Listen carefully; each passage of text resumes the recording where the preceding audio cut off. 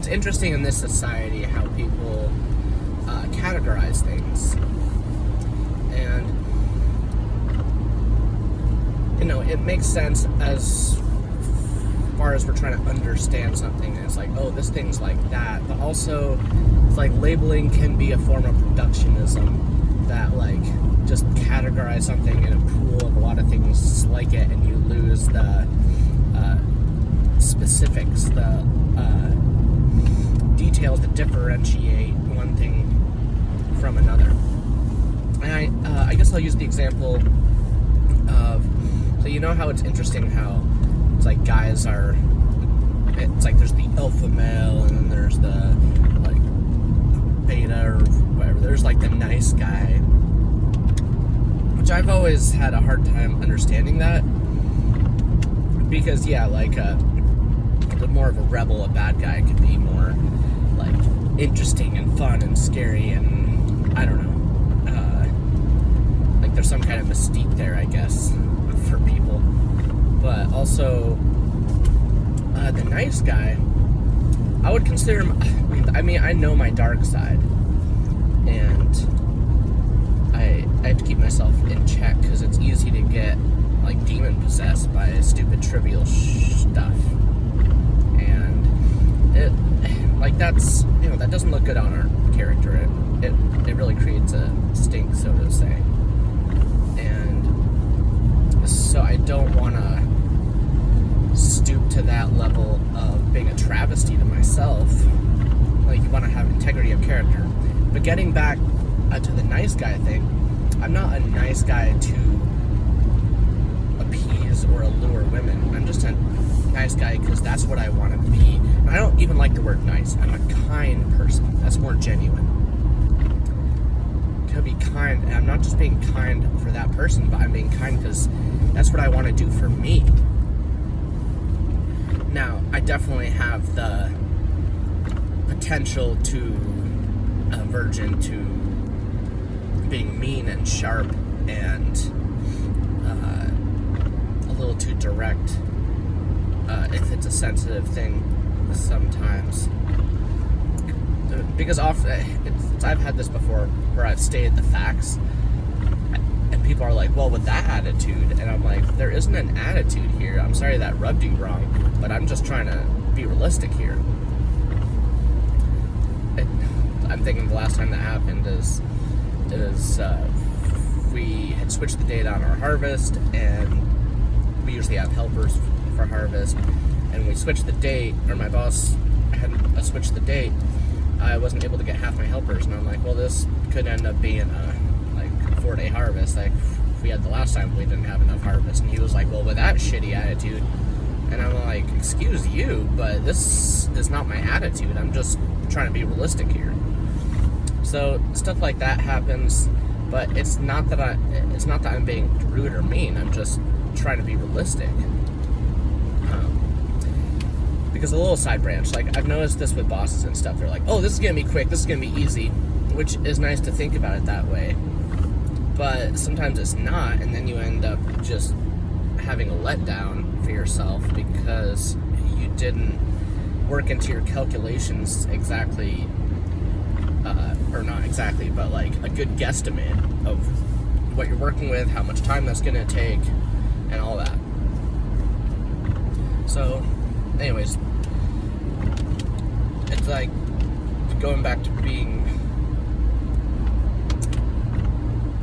it's like maybe the archetype of, the nice guy.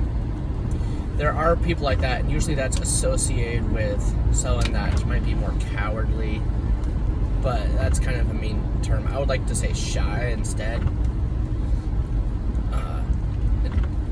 Even when people mistreat them and are mean to them, like, they don't stand up for themselves. And I think it's okay to stand up for yourself. You just want to be very careful how you do that. You don't just want to be stooping to a level of psychologically just poo-throwing at each other.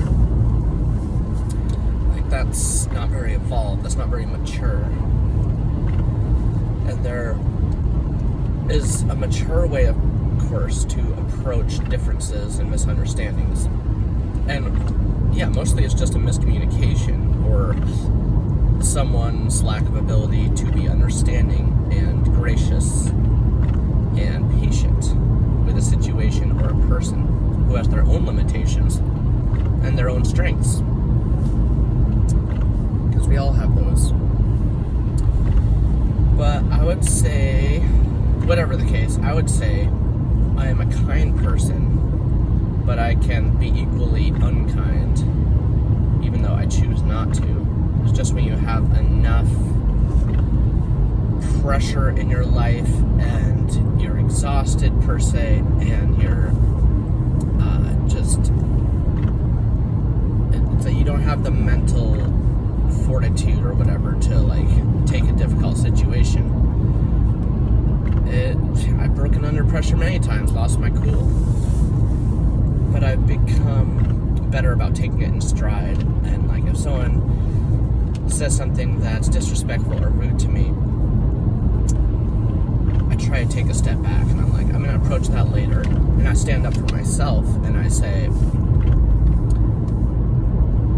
I want you to be honest with me like you were, and like communicate about this thing so it doesn't get bottled up, but I will not be treated like disrespectfully like that. Like you're better than that. Like you don't have to stoop to that level. You don't have to scream at me and threaten me. Like it shouldn't get to that level. You should just be able to ask me kindly and be like, look, this thing is bothering me. This thing is hard for me. So we need to talk about this, establish boundaries or whatever. So it's important to do that because you want to respect yourself. And it's easy to go too far into the extreme of that fuck off energy, and you don't want to like necessarily be like that. If you want to stand up for yourself, because that's the kind thing to do for yourself. And if no one else is standing up for you, especially since you understand you more than anyone else usually, even though on the other side of that token, those around us see things about us that we don't see as well, good and bad, or favorable and unfavorable. I like that better than good or bad. Like that's subjective. But you know, there's a healthy way, I think, to approach it, even when it's kind of charged.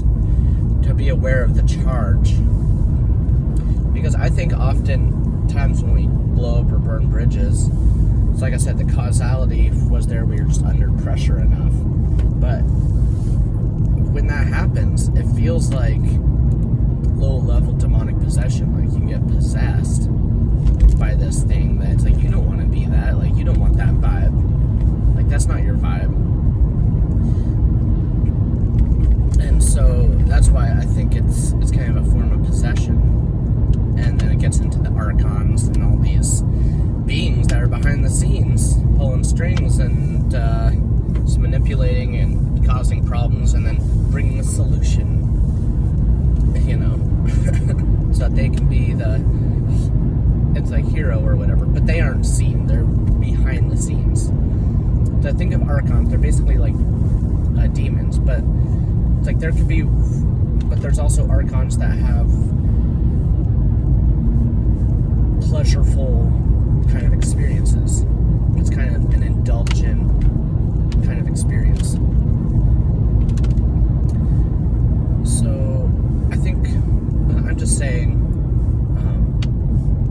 it's maintaining the balance of not being a travesty to yourself, but standing up for yourself as well, and demonstrating how it can be done in a mature way.